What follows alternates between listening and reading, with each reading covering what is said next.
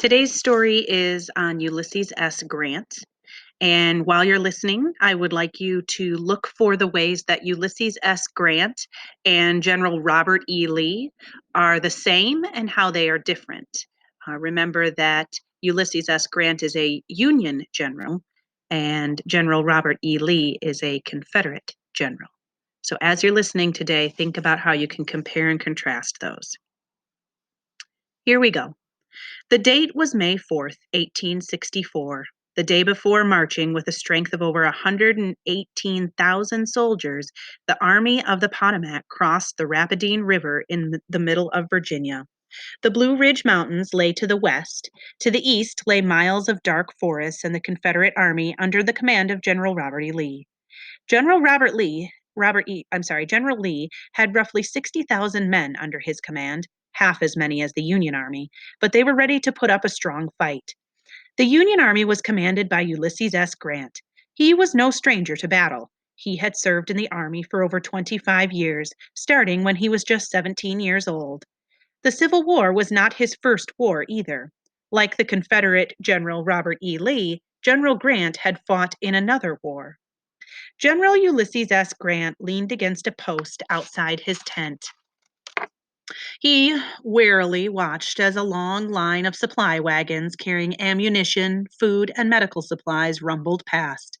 These supply wagons made up the rear or backside of the army. The main body of the army, the soldiers who needed all those supplies in order to fight, were miles ahead, deep in the forest, looking for the enemy. General Grant was now the general in chief of the entire Union Army. The only person who ranked higher than General Grant was President Lincoln. Grant took his orders from Lincoln, and everyone else took their orders from Grant.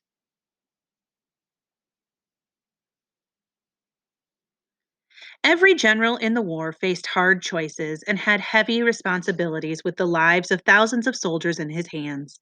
But in 1864, no general had more worries than General Grant. General Grant had spent the first 3 years of the Civil War fighting farther west, away from the action in Virginia. His most impressive victory in the early years of the war came at Vicksburg, a city in Mississippi. The same day that the Union Army had won the Battle of Gettysburg, General Grant won the Battle of Vicksburg after 2 long, hard months. The victory gave the Union final control over the entire Mississippi River, which in turn would make it easier for the Union to take over the rest of the South. The Mississippi River was important because the Union could use it to send troops and supplies from north to south. It was easier to use a river to do this because there were no cars or trucks yet, and so there were no highways like we have today.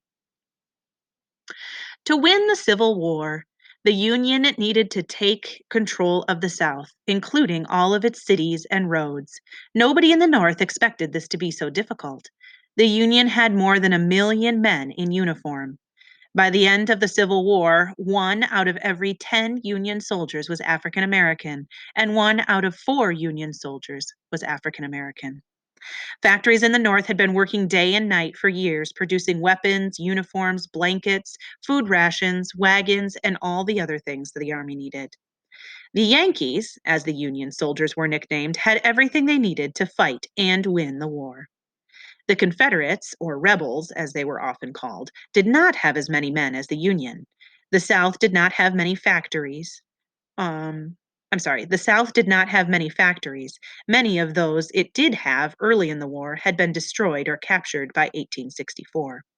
Confederate soldiers marched to battle without shoes, without enough food, and sometimes without enough ammunition. Yet, even though they were exhausted and starved, the Confederates somehow held on and managed to keep fighting. Grant was not the general in chief of the Union Army at the beginning of the Civil War. Throughout the war, President Lincoln had trouble with some of his top Union generals. It wasn't that they were bad generals. They could win battles and capture enemy forts and towns, but they made mistakes as well. They often waited too long to attack or failed to chase the Confederates when they were on the run. Basically, President Lincoln felt that the Union generals were never aggressive or forceful enough. But Grant was different. General Grant had won the long Battle of Vicksburg because he was stubborn and unafraid. He kept fighting and attacking until the enemy surrendered. President Lincoln put General Grant in charge of the entire Union Army because Grant promised that he would do whatever it took to win. He would chase General Robert E. Lee and his army all over Virginia, and he would not stop until the war was finished. This outlook earned him the nickname Unconditional Surrender because he would accept nothing less from the Confederate Army than a complete surrender. General Grant removed a folded letter from his breast pocket. President Lincoln had sent this letter a few days earlier. It didn't contain any vital information or new orders. It was just a simple letter sent to wish him good luck in battle. Grant reread the letter, written in the president's own handwriting. Lieutenant General Grant, not expecting to see you again before you march into Virginia, I wish to tell you that I am entirely satisfied with what you have done up to this time. You are alert and self-reliant and I am pleased with this.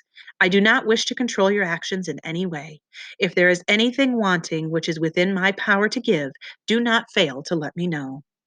And now, with a brave army and a just cause, may God sustain you. Yours truly, Abraham Lincoln. The next day, May 5th, in the forest near Fredericksburg, Virginia, the main body of Grant's army clashed with General Lee's army in one of the wildest battles of the war. In those days, armies always preferred to fight in open fields, where it was easier to move cannons and large groups of men, and easier for generals to see what was happening. This time, though, the armies met deep in the woods, where the tree and plant growth was so heavy that the soldiers could barely see one another. This was called the Battle of the Wilderness, and it was the very first time General Grant and Lee faced each other in battle. It was a very chaotic battle. Thousands were killed and wounded, and at the end of the day, both armies limped away with no clear winner in the battle. After the battle, many of the Union wounded were taken to churches and homes in the nearby city of Fredericksburg. Clara Barton was there in one of those churches, tending to the wounded soldiers. The next day, hundreds of more wounded soldiers were brought in from yet another battle, and on it went. The armies of General Grant and Lee met again and again during the months that followed. Sometimes Grant won the battle, sometimes Lee won, and sometimes nobody won. But with each battle, the Confederate army got a little smaller and that much closer to final defeat. The end.